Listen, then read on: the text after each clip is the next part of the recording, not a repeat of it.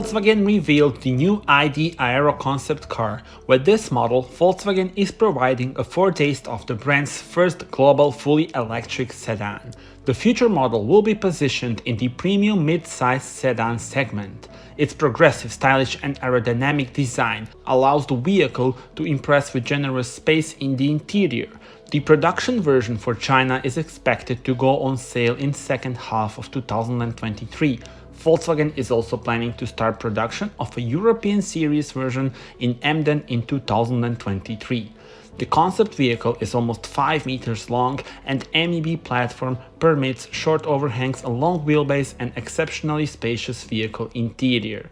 ID Aero is equipped with 77 kWh battery and achieves ranges of up to 620 km by WLTP standard, making it suitable for long distance drives. Tell me in the comments how do you like it and subscribe for more.